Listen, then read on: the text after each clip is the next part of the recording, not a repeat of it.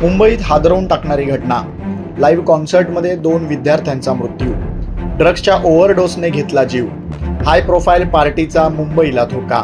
मुंबईच्या गोरेगाव नेस्को सेंटरमध्ये झालेल्या हाय प्रोफाईल लाईव्ह कॉन्सर्टमध्ये ड्रग्सचा ओव्हरडोस घेतल्याने 2 विद्यार्थ्यांचा मृत्यू झाल्याची धक्कादायक घटना उघडकीस आली. 11 एप्रिल रोजी झालेल्या लाईव्ह कॉन्सर्टमध्ये 3-4 हजार तरुणींनी गर्दी केली होती. या म्युझिकल कॉन्सर्ट दरम्यान जास्त प्रमाणात मद्यपान आणि ड्रग्ज घेतल्यानं काही तरुणांना त्रास होऊ लागला. त्यातील 2 विद्यार्थ्यांनी ड्रग्सचा ओव्हरडोस घेतल्यानं त्यांना जोगेश्वरी येथील हिंदू हृदय सम्राट बाळासाहेब ठाकरे ट्रॉमा केअर रुग्णालयात उपचारासाठी दाखल करण्यात आलं होतं. मात्र उपचारादरम्यान दोन्ही विद्यार्थ्यांचा मृत्यू झाला. या सर्व प्रकरणी वनराई पोलिसांनी गुन्हा दाखल केला असून दोन्ही मृत विद्यार्थ्यांच्या रक्ताचे नमुने तपासणीसाठी पाठवण्यात आले आहेत. मात्र त्यांचे अहवाल अद्याप प्राप्त झालेले नाहीत. या संदर्भात परिमंडळ 12चे पोलीस उपायुक्त महेश चिमटे यांनी सविस्तर माहिती दिली आहे. सैटरडे नाइट यूनेस्को हॉल क्रमांक 5 में एक प्रोग्राम आयोजित किया गया था.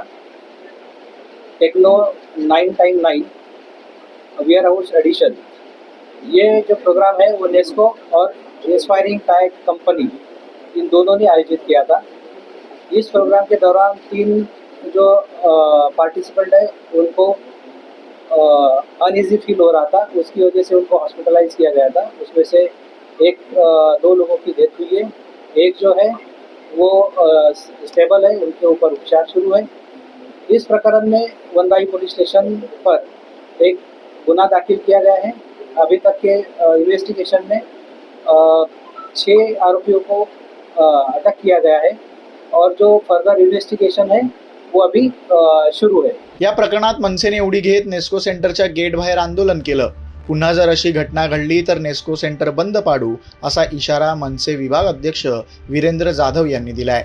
आता आम्ही नेस्को सेंटरला आलेलोच आहोत. निदर्शने आमचं सुरू आहे. आम्ही गेल्या आठवड्यामध्ये वनराई पोलीस स्टेशनला आमच्या शाखाध्यक्षांनी पत्र दिलं होतं की ह्या प्रभागामध्ये नेस्को ड्रग्सचं सेवन जास्ती प्रमाणात होते म्हणून. आणि 2 दिवसापूर्वी नेस्कोमध्ये हाच प्रकार घडलेला आहे. ह्या ठिकाणी नेस्कोचे 6 हॉल आहेत. तिथे दर महिन्याला कुठला ना कुठला लाईव्ह शो होत असतो आणि या लाईव्ह शोमध्ये अशा गोष्टी घडत असतात. हा प्रकार काल अति घडला 2 दिवसापूर्वी. त्यामुळे गोष्टी आपल्याला कळल्या आणि त्या कळल्याही नसत्या. आमच्या नेस्को प्रशासनाने एवढंच म्हणणं आहे की तुम्ही अशा गोष्टी करता तर तुम्ही सिक्युरिटी का स्ट्रिक्ट करत नाही. आणि दुसरी गोष्ट म्हणजे काल परवाच्या शोमध्ये त्यांनी सर्वांना मोबाईल अलाउड नव्हते केलेले. तर जर तुम्ही चुकीचं करताय का, मोबाईल काय अलाउड केलं नाही तुम्ही. मोबाईल जर आलं असतं त्या गोष्टी घडल्याच नसत्या ना. कळलं असतं लोकांना काय चाललं आणि काय नाही. ते नंगाला चालू असतं आतमध्ये. आणि मेन म्हणजे माझं पोलीस प्रशासनाला पण विनंती आहे की ते रात्री आम्हाला सारख्या लोकांना 10 वाजता आमच्या कार्यक्रम बंद केला आणि ते रात्री 2-2 वाजेपर्यंत कार्यक्रम सुरू असतात. हे कशासाठी. हे सर्व चुकीचं घडतं. आता आम्ही नेस्कोला पत्र द्यायला चाललो आहे प्रशासनाला.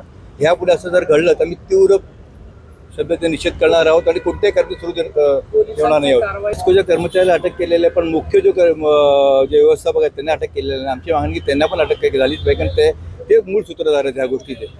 तुमचे जर हॉल आहेत, तुम्ही पैसे जर कमवत असाल तर तुम्ही ह्या गोष्टीचा पण विचार केला पाहिजे ना की लोकांना त्रास न झाला पाहिजे, या गोष्टी घडल्या नाही पाहिजे. म्हणून इकडे आज ह्या ठिकाणी 1000 मीटरच्या रेडियसमध्ये 6 बार आहेत आतमध्ये.